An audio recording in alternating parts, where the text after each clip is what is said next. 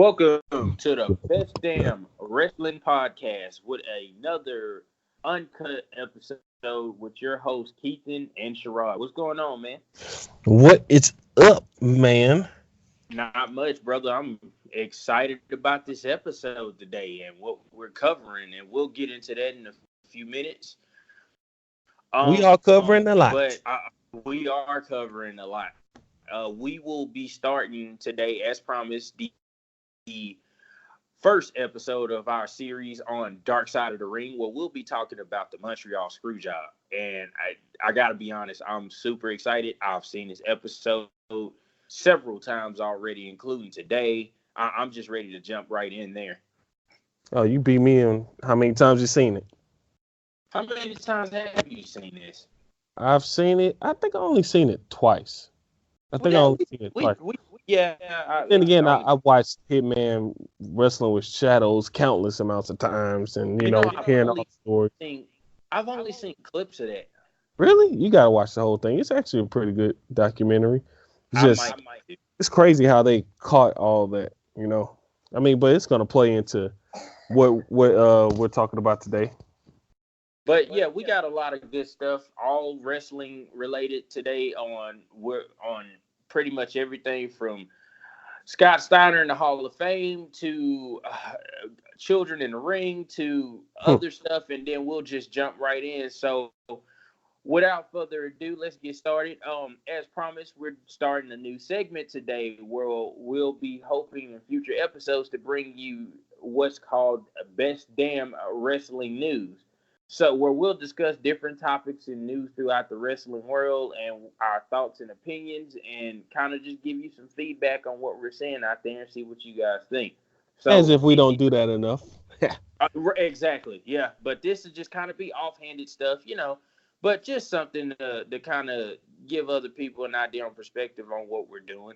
But let's jump right in there. So the first thing I wanted to talk to you about was our first news bulletin that came from the Wrestling Inc.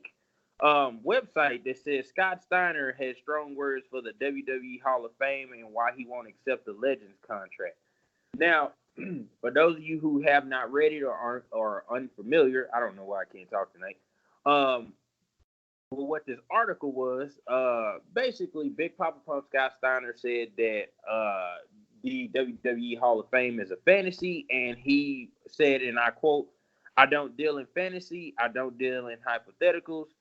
Like, where's the Hall of Fame at? It's fucking nowhere. It's in Vince's mind, so it's all bullshit, fuck that." And he also goes on to talk about his Legends contract and how he said he was offered one, and it's basically bullshit. It wasn't worth the paper it was printed on and things of that nature.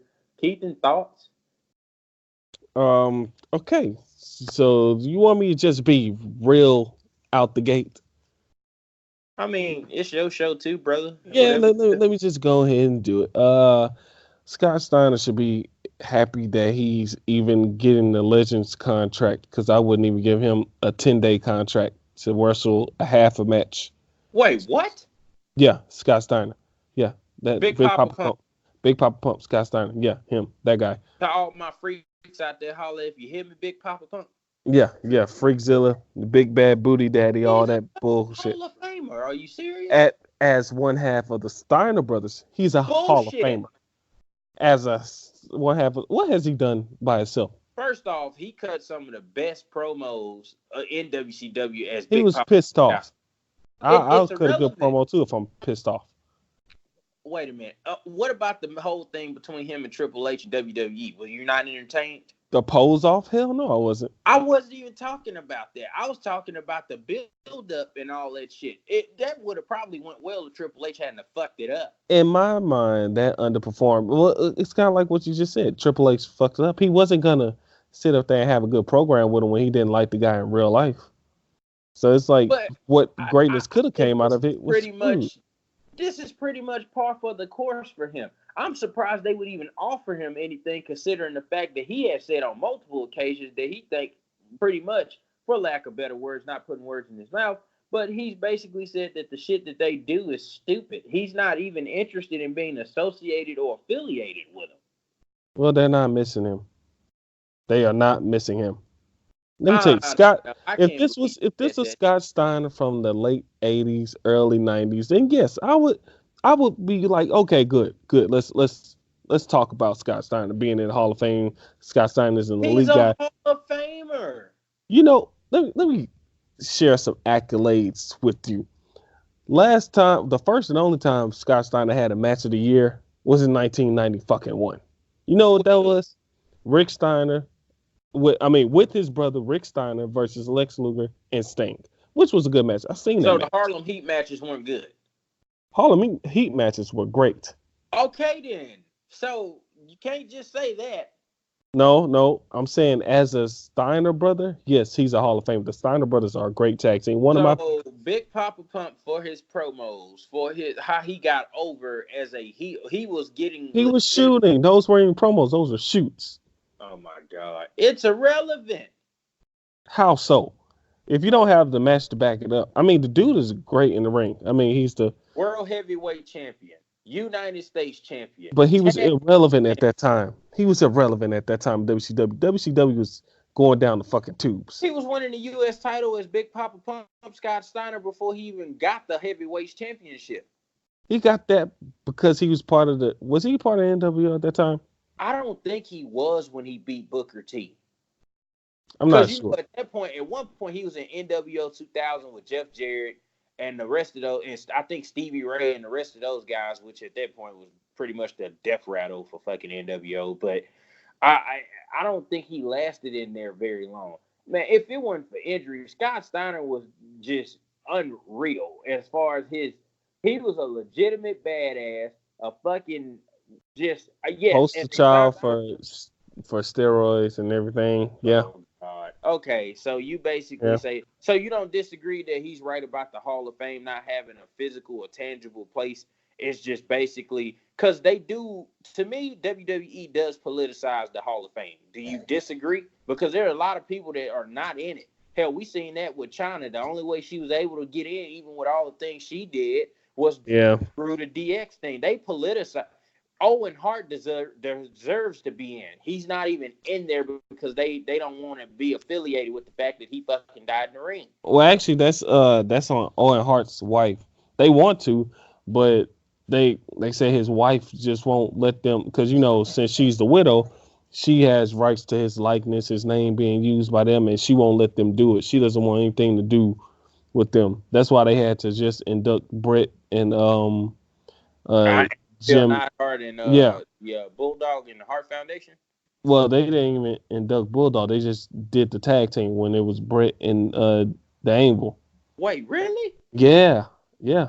Because you got to think if they were to do the whole Hart Foundation, Owen would have to be included, and then since they don't have clearance to use him, it'll be fucked up to like exclude him and just have Davey along with Brett and Angle and Brian Pillman if you want to throw Brian Pillman in there. But the Owen Hart's wife kind of fucked that up. Well, I don't think she fucked it up. I wouldn't say that, She but won't. She won't let them induct him. She won't let them I release mean, nothing on him. because you gotta admit that he wouldn't have died if he wasn't up there anyway. But we're not gonna get into that today, you know. But okay, so you don't agree that the Hall of Fame WWE is politicized? No, I do agree. I do agree because Ultimate Warrior wouldn't have been in the Hall of Fame had he not made peace. And he should have been, even though Yeah, he had that brief run in the early, was it the late it was 80s, a. early 90s? It was from the late '80s to the early '90s, early to mid '90s, because he went to WCW in like '96 for like a couple months or something. Right, right, which was terrible. Yeah. Yeah. Okay, moving right along. Our second story: Cody Rhodes responds to Vince McMahon's blood and guts comment. Um, Again, this one comes from the ProWrestlingSheet.com, where basically, to paraphrase, it says that Vince McMahon talked about plans to loosen up the family-friendly nature of WWE programming during a conference call to investors and made a few subtle digs at AEW in the process. The quote he made is, and I quote, But at the same time, we're not going to go back to the quote attitude era, and we're not going to do blood and guts and things of that nature, such as being done on perhaps a new potential competitor. Now, apparently, Cody Rhodes got wind of this, and he put out a public statement. I won't read all of it, but what Cody ended the statement with saying is, because the entirety of our business is built on blood and guts, every man and woman who ever stepped foot in the ring, regardless of race, color, creed, political affiliation, sexual identity, has felt blood and guts and passion.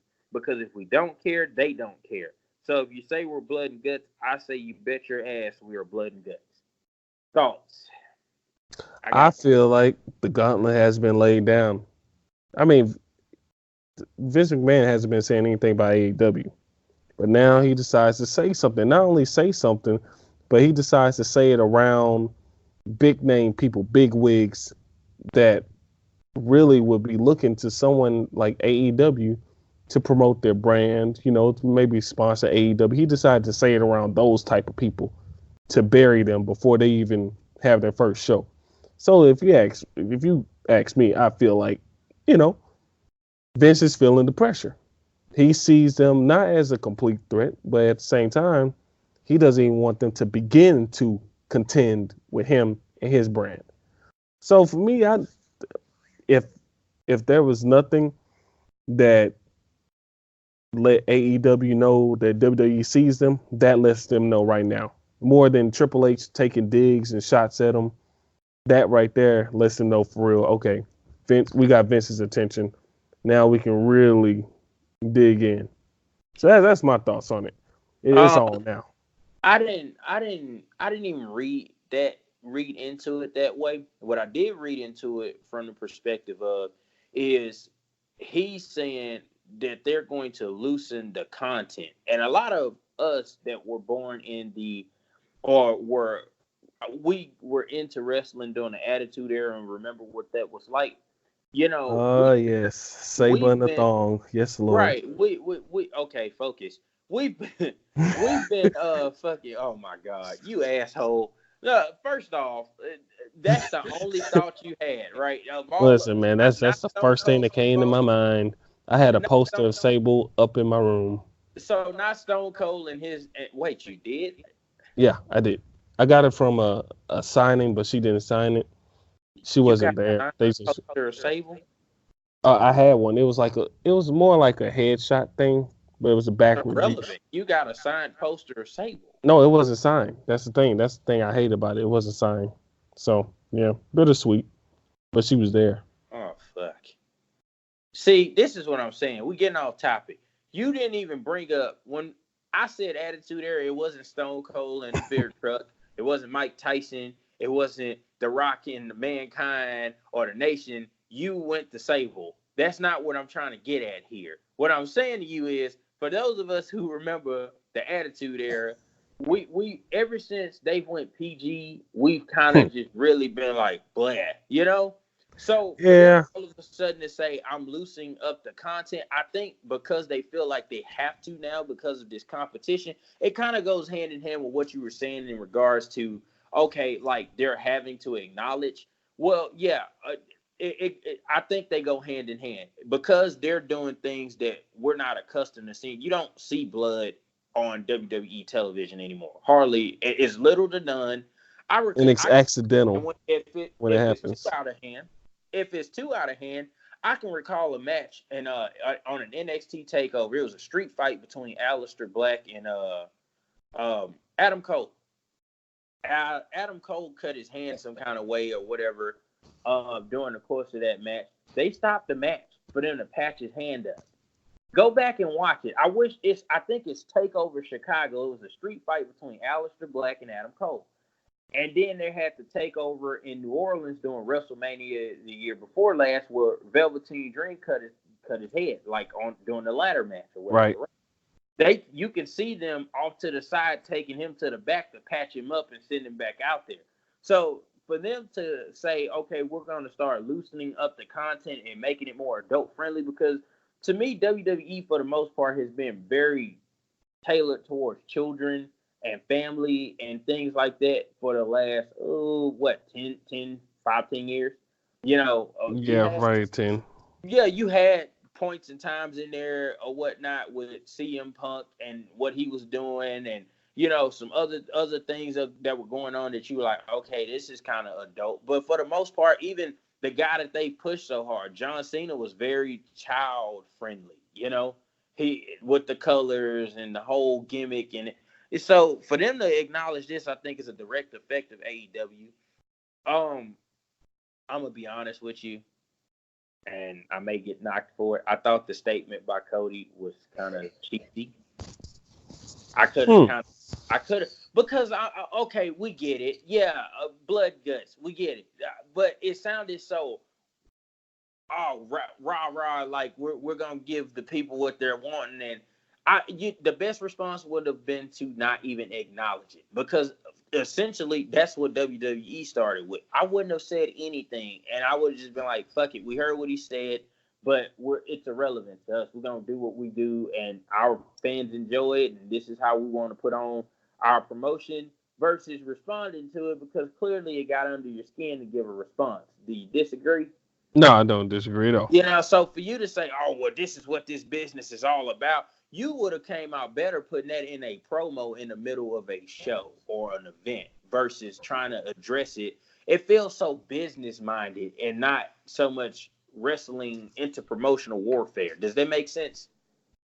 Yeah, it does. Yeah, so I kind of was like, I would have hoped for a better response, but they're gonna take jabs at each other back and forth, and as AEW get their shit right, which if you haven't checked out if you haven't checked out our episode on that, please be sure to check that out on YouTube, Apple Podcasts. Yeah. I don't know what the fuck is wrong with me tonight. Fuck. Anyway, but yeah, check out our latest episode where we kind of give an AEW progress report. Let's do the last segment or the last news segment, and then we'll actually dive into what the episode's about. The last one I saved for last because I want to laugh, and I know you finna probably lose your shit, but this one comes from the lordsofpain.net. Yoshi wrestler Sakura Hirota works DDT Pro match with her children in the ring. Kenny Omega comments. So basically, for lack of better words, at a recent DDT Pro Wrestling event, Sakura Hirota faced Antonia Honda in an intergender matchup with Hirota's twin children in the ring during the bout. DDT will later release a video clip on their official Twitter page. And believe it or not, her son actually got involved to assist his mom doing the submission spot or whatever. And then they go on to further talk about it. And they say, in a bit of good fun, AEW superstar and former DDT Pro competitor Kenny Omega commented on the clip calling Honda one of his greatest opponents. And he was saying, Antonio Honda was one of my greatest opponents in DDT. Glad to see he's doing well, with a question mark. But basically, getting to the meat and potatoes of this, how do you feel about this particular? I know you read it, so how do you feel about it? Not only did I read it, I saw the bullshit video. This was okay. I understand from a Japanese fan point of view, they really take wrestling very seriously, and to them, it's very interactive, very kind of real to them. But this is just fucking stupid. Okay, all of it was stupid as shit. I felt dumber by watching the video. How the hell are you gonna have the kid looked like he was 3 years old? Okay, the kids didn't know what the hell they were doing. Okay, and first of all, the dude, it's an intergender match, and the dude has the lady in what was it? Was it a clover leaf? Like some kind of sharpshooter, Boston crab or something? Some kind of leg hold. And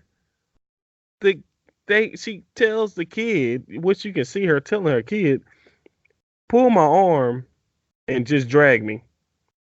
And we're supposed to believe that this 3-year-old kid can drag his 100-something pound mother with a 200-pound guy sitting on her legs. And you can see the dude looking back at the kid and moving his feet at the same time. It's just a clusterfuck of bullshit that we didn't even need to see. Okay. And then the poor little girl's just standing there looking like she's lost, like she's around strangers or something. I just didn't. I'm like, what the heck is this? I want to know what the promotion was thinking. How did they get them to agree to this shit? I don't know, but damn it, if I'm a parent, my kid's not getting anywhere near a damn wrestling ring. Not in a capacity where there's obviously toddlers or small children. You know, I'm kind of Because it's hard to explain to a kid that age that we're just doing something. Well, not for just show. that, it's an exposure of the fucking business. I mean, yeah, that too. You know, it's almost the same as WWE putting Braun Strowman in with a 9-year-old. I thought that was the stupidest fucking spot, and I felt like it did more to hurt him. It did. It made him look like a badass. Well, motherfucker, like you basically shit on the tag team titles doing that shit, and then you whatever push you had for him, I think you kind of hurt it to a degree. You know. Yeah. It's almost the same thing. I don't understand it. Yeah, it did nothing for the match. It did nothing for the people involved. That's why Kenny Omega made that like sarcastic comment. He's like, I had a fuck him. Fuck him. He didn't wrestle a 9-year-old before. I don't want to hear it. And blow up doll. He's the last person to say it. And I love Kenny Omega, but sometimes he does some stupid ass shit. Again, check out the previous episode to see what I mean. Fucking Hadouken in a fucking match. I mean, it's stupid shit happening around the wrestling industry anyway. I mean, have you seen Joey Ryan? I mean, goddamn. And that shit gets so. No, I'm not doing this. That's sexual harassment. I'm not doing it tonight. That's sexual harassment, my guy. I'm not doing it. I don't understand how Cody Rhodes allowed his wife to sit up there and touch another man's penis, and he's okay with that. I don't give a damn. Can we please get to the episode? Yeah, let's go to the dark side. Okay. Again, we'll be doing this segment going forward, and if you have any interesting stories or something you would like us to cover at the beginning of the show, please feel free to send them to us on Twitter or Instagram. On Twitter, it's at @damn_podcast, and on Instagram, what is it, Keithan? Instagram is bestdamnwp. So we'd love to hear from you. If you got any questions or comments, feel free. We'll be taking comments, news, anything of that nature, and doing these segments before we get into the main show. Yeah, so I just got to say that I like our position. Not to cut you off, I like our position in social media. I feel like we're getting a lot more respect. You know, a lot of people value our opinion. I look back on some certain people that started with us that they're basically getting blocked now, and people are like really shitting on them. But it's nice to see that some of the same people we're cool with and have camaraderie with, they're reposting our stuff. So shout out to Colin Elbow, Anthony, and Alex, Ruthless Aggression Podcast. Those three guys, they're great. They always show support, and we show it right back. So it's a great community we're in. Yeah, so if we forgot anybody, it's not on purpose. No, definitely appreciate it. So without further ado, let's jump into this. So I'm super excited.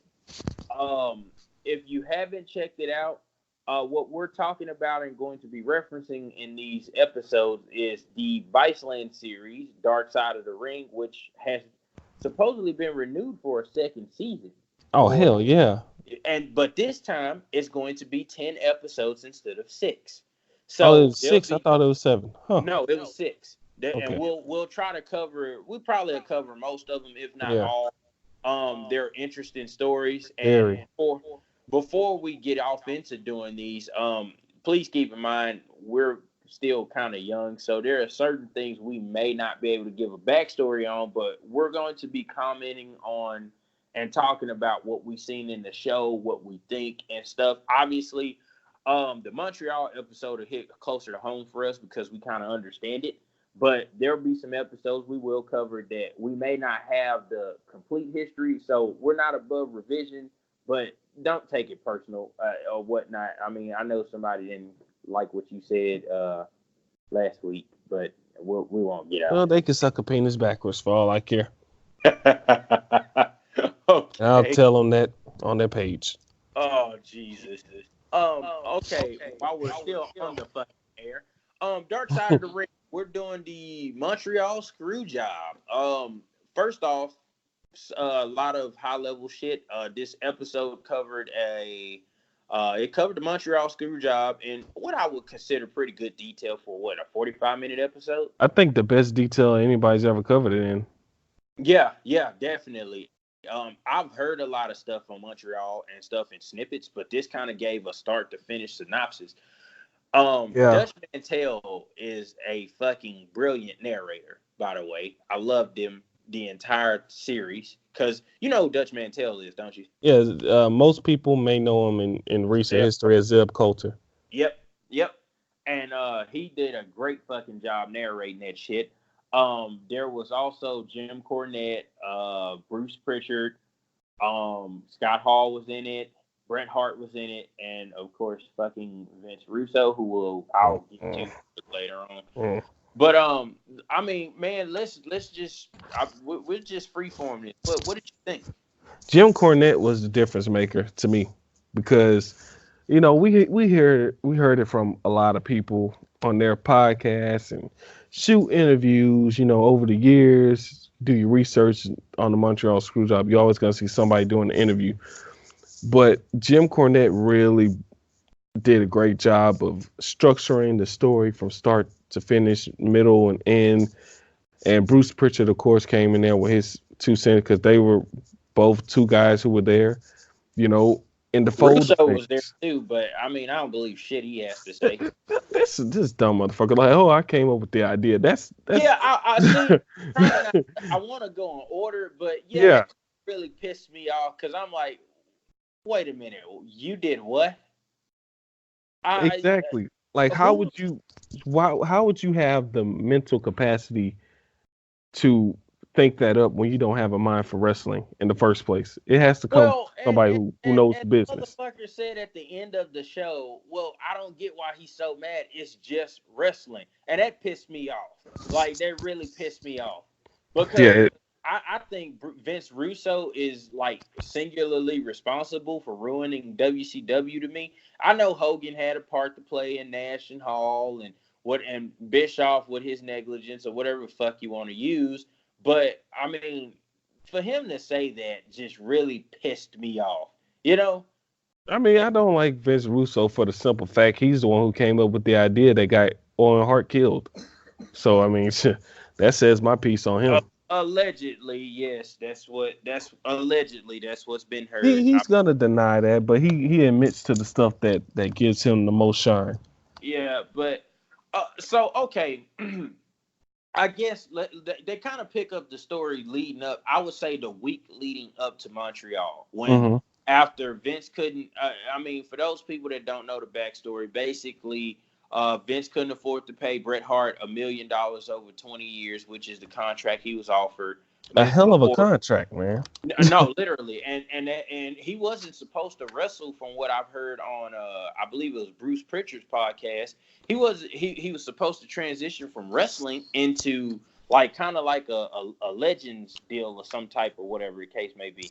But it was 20 years over $1 million over 20 years, and that was supposed to trump the offer that he got from WCW via Eric Bischoff, which was like what, 2.2 million or almost $3 million or something like that. Right in that ballpark, definitely Right. single digit million. Yeah, which was still big money at that time. That in 1990, 96, 97, that was big money, you know, for a wrestler to make. And Bret was hot back then, you know, really hot. I mean, when you talk about best in the world, right at that moment, you had Bret, Shawn Michaels, and Steve Austin, Stone Cold Steve Austin coming up. Yeah, he was just making his come up. Yeah. Right, exactly. So them three just 1, 2, and 3 off the top, and that's not including Hogan, who was in WCW, who still had some clout at that time. The Undertaker was pretty big too. The Undertaker was. Ric Flair never lost his luster. So you had some guys, you know, because Ric Flair dropped the belt to Bret in the first place to make him champion, you know. Right. So, yeah, you had some guys that were, you know, so he was a pretty big deal at that time. And of course, Vince gets around to telling him he couldn't pay him that much money. I mean, as or whatnot, due to financial issues at that time period for WWE, they were losing a ratings war. Going into that, they brought on Eric Bischoff, and I got to get this off my chest. Do you feel like that Eric Bischoff has, to a certain degree, traded on the fact, like it's like his elevator pitch? Yeah, I took over WCW, and I knew I couldn't beat the WWF or the WWE at that time, so I had to do things different. They were taped, I was live. They were very cartoonish and kiddish. I used real guys' real name. It's like he does the same elevator pitch anytime he gets to discussing the success. He's traded on maybe 2 or 3 years of success for the last 20 some odd years. Is that just me? No, I feel like other people probably haven't even thought that deep into it. I think people just look at the Monday Night Wars as they are, and they just go off of like, well, damn, he's the only one that really took it to Vince McMahon and beat him on it. But you can't really give him that much credit. He was able to bring in guys that were able to pretty much do things they wouldn't have been allowed to do anywhere else. And I think that had something to do with it. I mean, Hogan came in and went heel. Nobody could get him to turn heel prior to that, or whatever. And then they had the invasion angle, and that started to catch fire. And then Hogan becomes the third man, and that kind of just leads you into, this big thing for the next year and a half, 2 years, where NWO was just so hot. But then the same guy that oversaw that rise was also the same guy that watched the demise, and then he ended up joining NWO. And he always had said, I wasn't very big on booking and things like that. He was more of a businessman that just kind of came in and took over. There was no oversight. It could be maintained. Well, basically, Ted Turner gave him his money, and he was like, "Go give me some good talent to compete with Vince McMahon," and that's what he did. Money was talking. The money was talking around that Yeah, time. but That's how he lured those people away. Yeah, yeah. That's all it was. You wave some money in people's faces, and Brett, in my opinion, the whole reason he wanted to go to WCW is because he was tired of Shawn Michaels running roughshod. He was tired of Shawn Michaels and the clique, you know, getting their way, having control of the backstage area. They were burying the fuck out of guys back then, and yeah.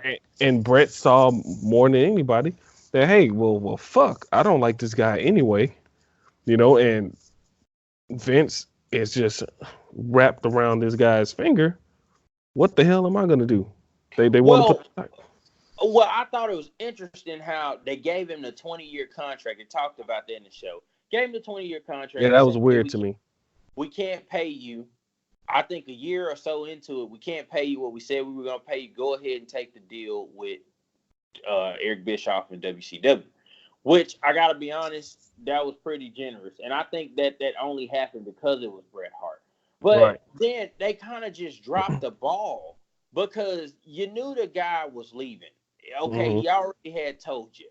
And you basically had, I think, I don't know the exact amount of days. I don't know if it came up in the show. But you had plenty of time to get the belt off of him. And it was like, why wasn't this brought up sooner? Like, did anybody say, hey, Brett's leaving.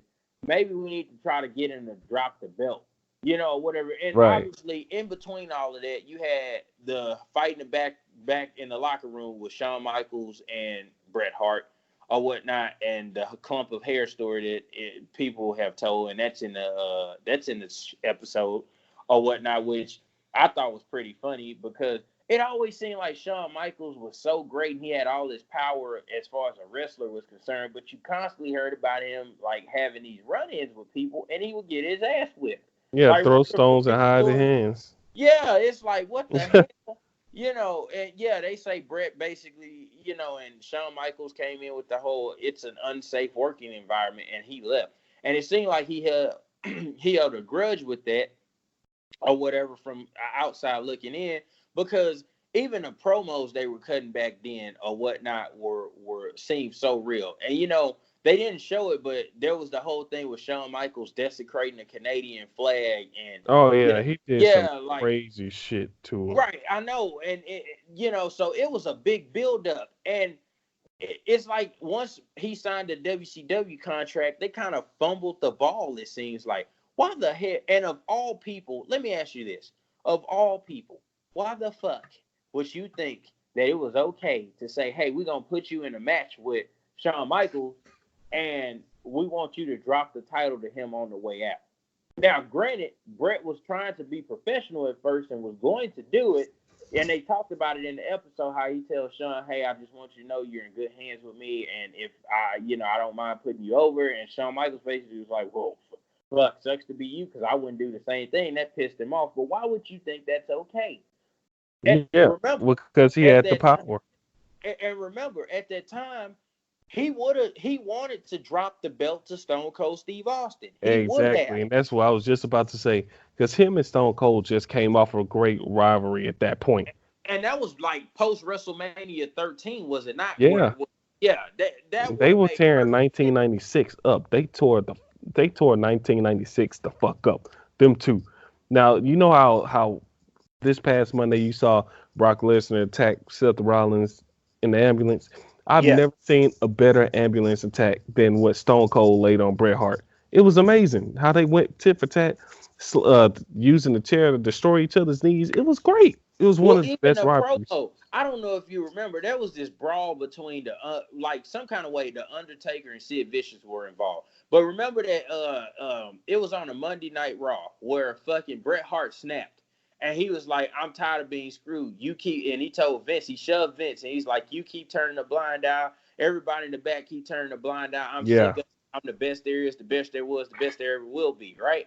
And fucking Stone Cold Steve Austin comes on the Titantron's like, "You just keep whining, when I set you up," and they had this fucking epic brawl to end the fucking Monday Night Raw. And Shawn Michaels kind of walked out at the end. He didn't do much, but it was a big ass brawl between Sid Vicious, fucking Undertaker, Bret Hart, and Stone Cold Steve Austin. Yeah, Stone Cold Shawn Steve Michaels was Austin, on commentary that night, I believe. yeah, yeah, I And Bret think he Hart was was. like, him and his pussyfoot injury. But you're right. They were so hot, it made perfect sense. What were we thinking? Saying, okay, and by we, I mean Vince and whoever else was on creative, saying, okay, let's put him in there with Shawn and get the belt off of him.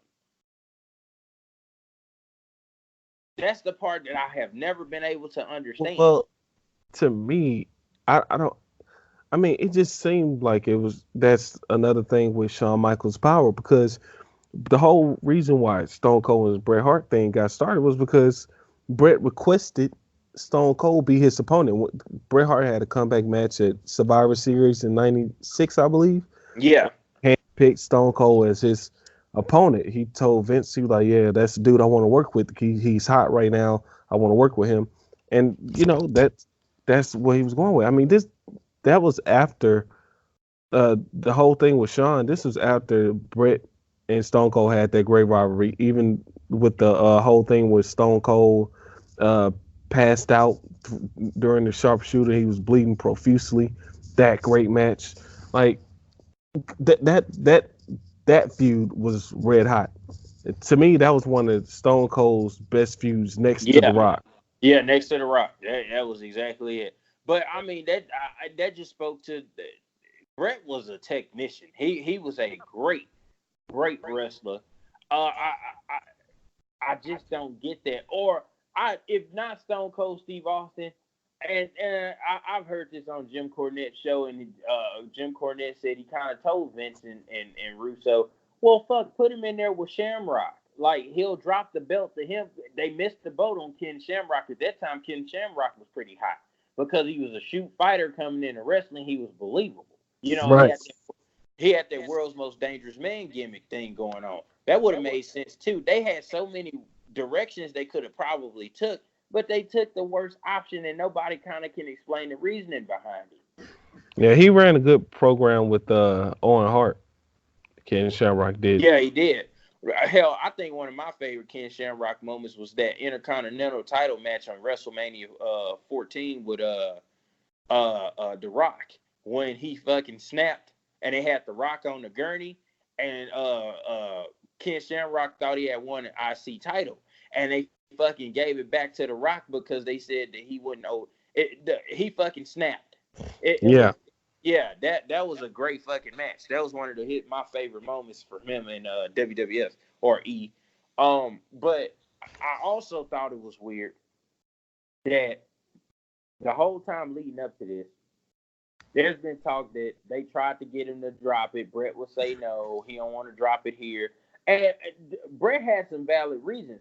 So they wanted him to drop it. I think they said like the Friday before fucking Survivor Series. And he was like, well, no, because we've already booked the match. We've already, presented this match, and people would be pissed if we get to Canada and there's no match. That was fucking stupid.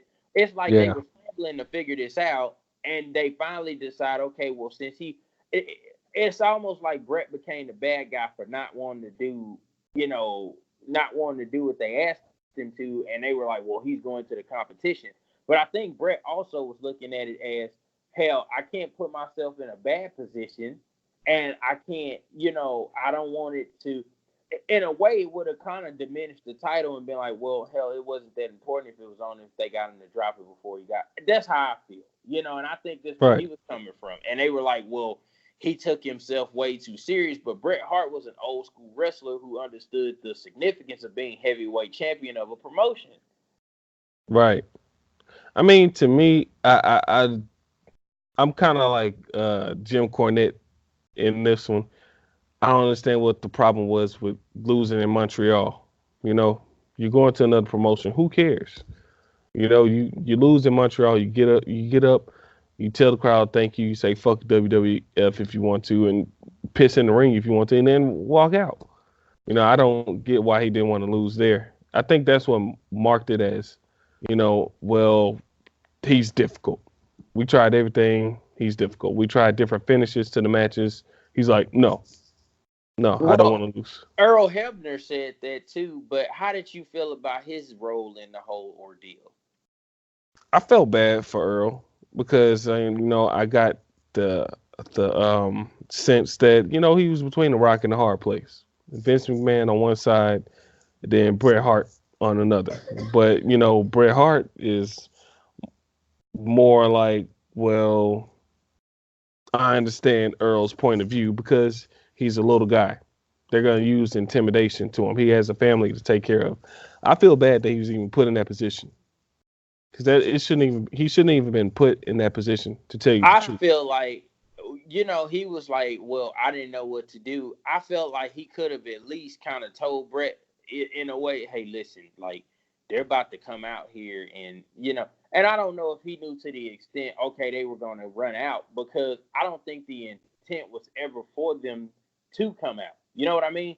I think that it was like, on his behalf, I don't know where I sit with Hebner on this one. I kind of understand where he's coming from because he did it to keep his job.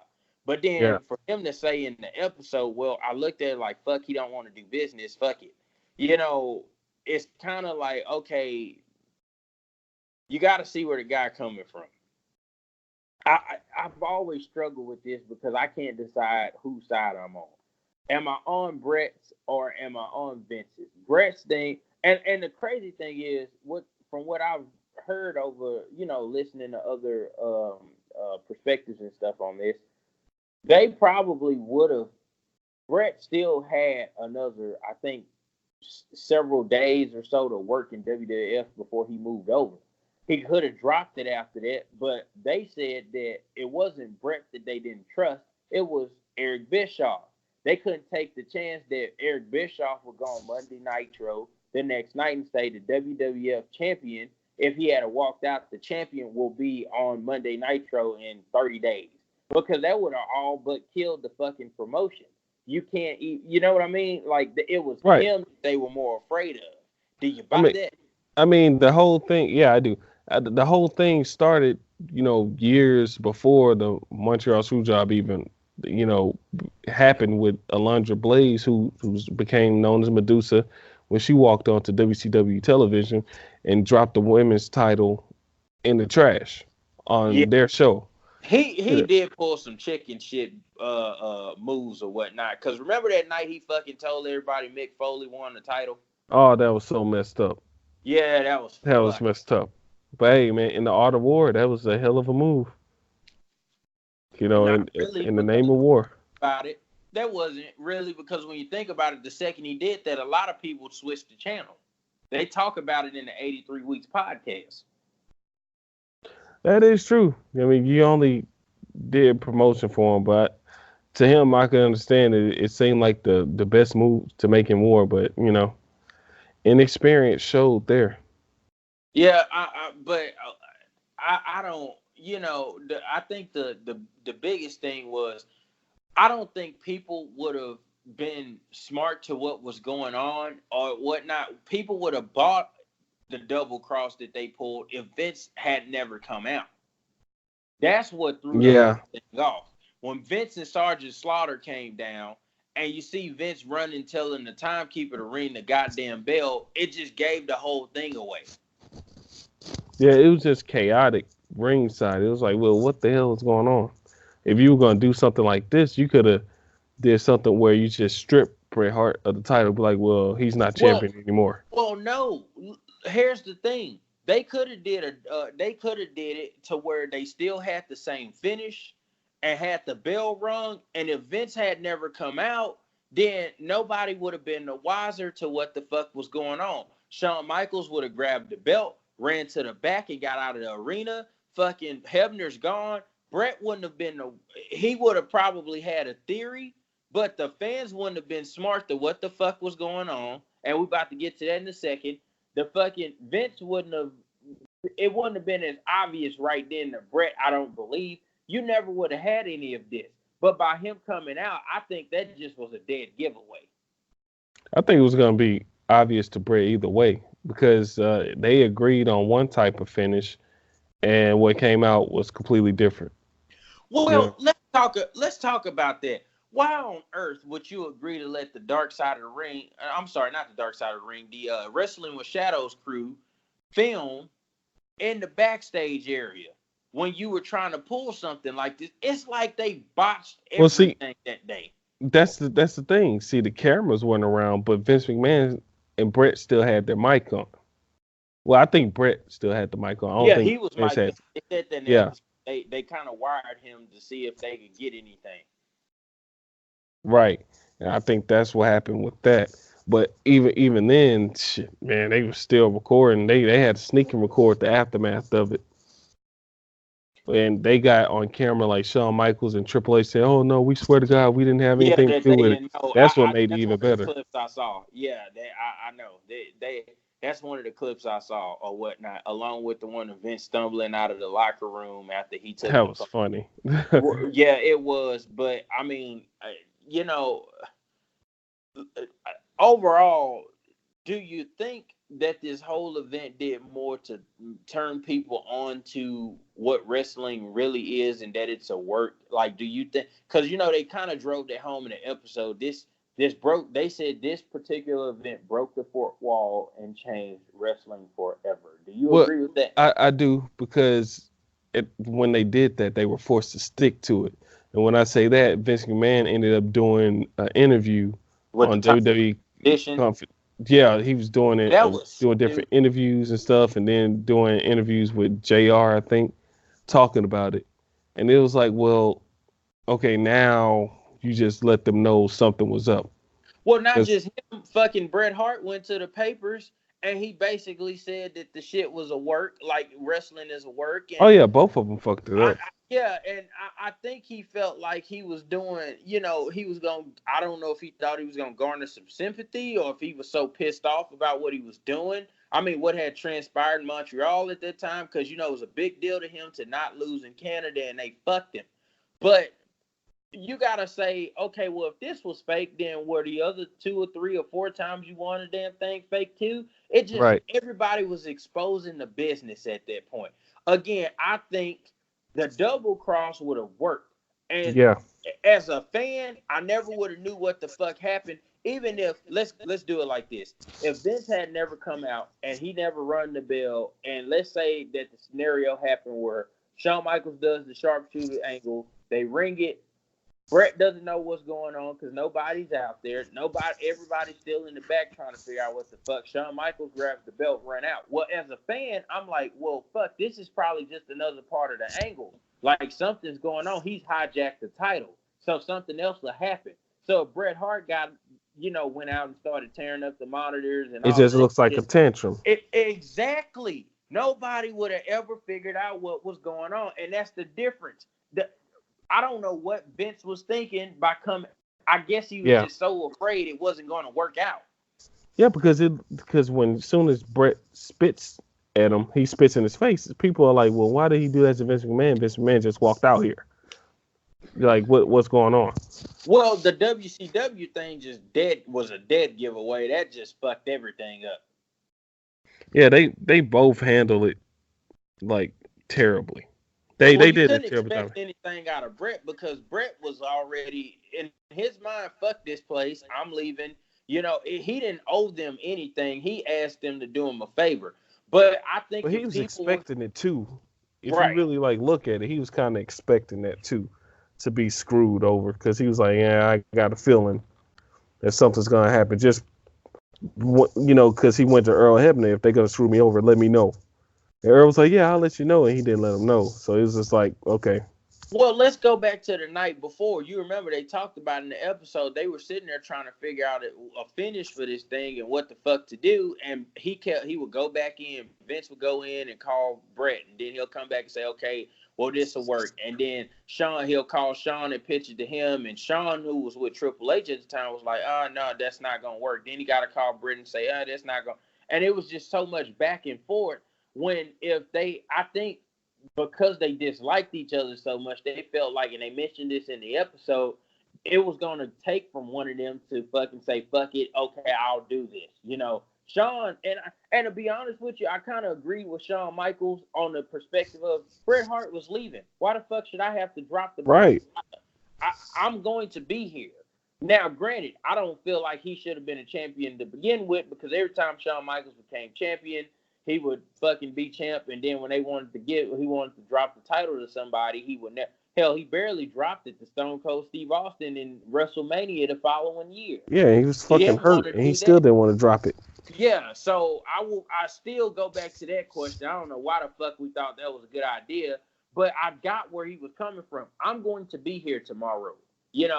Are you? No, because technically speaking, everybody knows you're leaving for more money or whatever the case may be. Yeah, why even give him that luxury? I understand. You mean Bret Hart? Yeah, Bret Hart. Why even give him the choice of how he leaves? Well, back then, I think guys had a lot more control. And if you notice, I think I heard it on an episode or something. Somebody said after that particular incident, that's when Vince kind of was like, this is the way we're doing it. It's non-negotiable. It was very few people that got a say on what the fuck they were doing. And if they got to say, you had to be of the magnitude of a John Cena or The Rock or Stone Cold. Yeah, you had to draw money. Triple H. Yeah, you have to be one of those guys to be like, or an Undertaker. I don't want to do that. Okay, yeah. But those guys put a lot of time in. I mean, look at the names I mentioned. Stone Cold Steve Austin had been there since the early 90s. Triple H had been there for fucking years. John Cena, 15 years. The Rock, and all he's ever. That's the only promotion The Rock has ever worked for. Him and John Cena are the only two guys in that equation that never worked for other promotions. Those were lifers. And the Undertaker, for the most part, is a lifer. He did a small stint in, I think, WCW or whatever, but WCW and NWA, I think. Yeah, he's definitely a lifer now. He signed a lifetime contract. Yeah, so I mean, when you look at it, that changed the scope. But back then, you had guys that were able to say, "Okay, I don't like that," or "I like," Today he won't do that. So it's just so crazy to look at. Like this particular incident changed the scope of wrestling forever because it killed kayfabe. It fucking exposed the business almost as much as anything else. And then from there, people got smart to what the fuck was going on. So that's almost to the point. Like it ushered in. it was already the beginning of the Attitude Era, but after that, wrestling was never the same. I feel like it was worse than the curtain call, and I'll tell you why. Because the curtain call was shot on a home video. Okay, it wasn't on a live pay-per-view, and it wasn't shown multiple times across the news. Right. You know, and this is before social media. So if anyone needed to get it, they got it on the pay-per-view when it was released on video. Because they released all the pay-per-views on videos. So they had that constant reminder of, well, this isn't real. This isn't real. And that's what that did for it. Well, I thought it was a genius move by Jim Cornette to propose a double cross. I still go back to the double cross wasn't ran right by Vince. He panicked. And because of that, this is what you got. But it was just pointless for him to even go out there. Exactly. I still say they had already given instruction. Nobody, not even Bruce Pritchard at the gorilla position, knew what the fuck was going on. So if they ring the bell, Shawn grabs the belt and takes off running up the ramp with Triple H right behind him. It looks like a heel move, and Bret's getting sympathy. And then again, if Bret decided he wanted to throw a tantrum like he did, people just like, well, fuck, he's pissed off. They just stole his belt. And you would have been looking for something else. Nobody would have ever thought anything of it. Well, I kind of think that maybe he did that in order to keep it from turning into a real fight between Shawn and Bret or Earl Hebner. I think Vince McMahon did it so he can keep the heat on himself. Because that could be the case, but yeah, he told Shawn Michaels and Triple H, no matter what, deny it, I'll take it. It's on me. Don't tell Bret you knew about it. Don't tell him anything. Don't tell nobody you knew about it. Yeah. Okay. So, do you think the whole thing was a giant work, like Scott Hall was saying, which I really thought was a stupid thing to say? No, I don't get that theory. No, I don't know why he said that. And if he did, I got this. Like he's been friends with them for over almost 30 years. If you friends with somebody for 30 years and they can't tell you if they fucking were lying to the world, don't you think you got a problem? Absolutely. Yeah, I don't get why he said that shit. That's a crazy theory. I'm like, what is he talking about? There's no way that's a work. Yeah, I don't understand that. But I mean, the whole event changed. When you think about it, if it had went a different way, wrestling probably would be different today. But because it went this particular way, and one or two things worked out differently with wrestling as we know it changed. That's when it's almost like that ushered in smart fans. And you got to kind of say, well, people would have got smart to what the fuck was going on eventually because of the internet and all the access we have to stuff. But maybe wrestling could have been saved a little bit longer. With the innocence of it kind of went away that day. I'd say so because they had to fess up to it. They had to basically admit to everyone, oh yeah, it's pretty fake. Yeah, we kind of bullshitting out here. Yeah, exactly. But I mean, it's kind of cool because even for all the bad stuff, you got Mr. McMahon out of that, and yeah, then you did. you got the Bret screw Bret, and I mean, granted, WCW shit the bed with him when he got over there because they didn't know how to use him. But I mean, if they had used him right, Bret Hart would have got something out of it. Or whatever, and by Bret leaving and shit going the way it did, that's when you got Stone Cold Steve Austin. So a lot of different stuff happened because of this. Yeah, and you can agree with me if you want to, but I feel like that Shawn Michaels wasn't a great champion. I mean, if you look at it, like you said, anytime he had to drop the belt or do anything, he miraculously got hurt. It's so hard for me to criticize. He's a great wrestler, great worker. But as champion, and it's crazy because, man, before I knew all of this stuff about Shawn Michaels, I grew up idolizing him. I loved him. He used to be the only wrestler I would pick on wrestling games and shit. And now that I I'm doing this podcasting thing, and we watch a lot of wrestling and we read a lot of shit, and it's like his name constantly pops up for whatever reason. So it's hard even then to hear that shit because he's still like a big adulation for me. Like when you talk top 5 wrestlers, Shawn Michaels is usually in that category for me. So it's hard for me to be like, but I mean, to a degree, maybe. Well, I mean, when he was champion, shortly after this, yeah, when he was champion though, that's when they got their lowest ratings. That's when they started losing the Monday Night War.